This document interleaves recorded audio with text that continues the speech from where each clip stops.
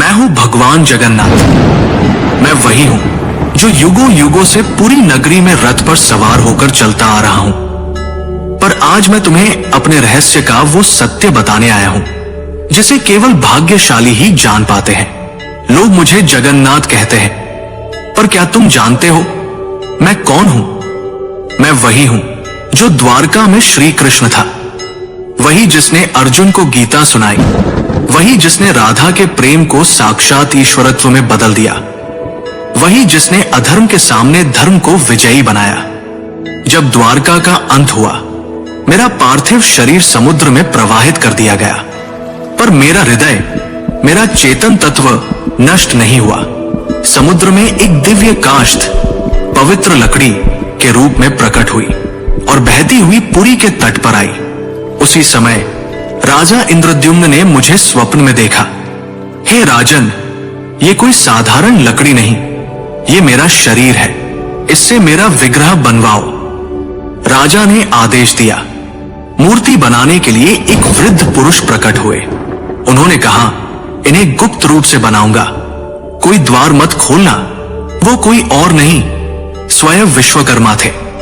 जब मूर्तियां बन रही थी, रानी की चिंता बढ़ी। द्वार खुलवाया गया। मूर्तियां अधूरी थी। मेरे हाथ नहीं थे, मेरे चरण नहीं थे, पर तभी आकाशवाणी हुई, यही मेरा विराट रूप है, यही मेरा जगन्नाथ स्वरूप है, जहां मैं हर सीमा से परे हूं।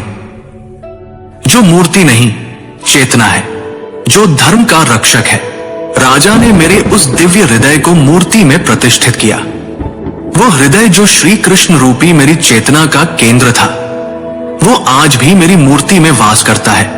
हर 12 से 19 वर्षों में जब मेरी मूर्तियां बदली जाती हैं, उस हृदय को गुप्त रूप से नव विग्रह में स्थापित किया जाता है। कोई उसे देख नहीं सकता, कोई उसका वर्णन नहीं कर सकता, क्योंकि वो हृदय भौतिक नहीं, दिव्य है। मैं वही हूं जो कृष्ण है, विष्णु है, और फिर भी सबसे परे है। मेरी आंखें गोल हैं, क्योंकि मैं हर दिशा में देखता हूं। जब मैं अपने भाई बलभद्र और बहन सुभद्रा के साथ रथ पर सवार होता हूं, तो वो यात्रा कोई उत्सव नहीं, वो क्षण है जब मैं मंदिर से निकलकर भक्तों के हृदय तक पहुंचता हूं।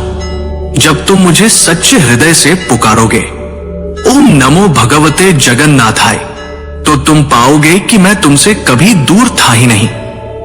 मैं वही था तुम्हारे भीतर, तुम्हारी चेतना में।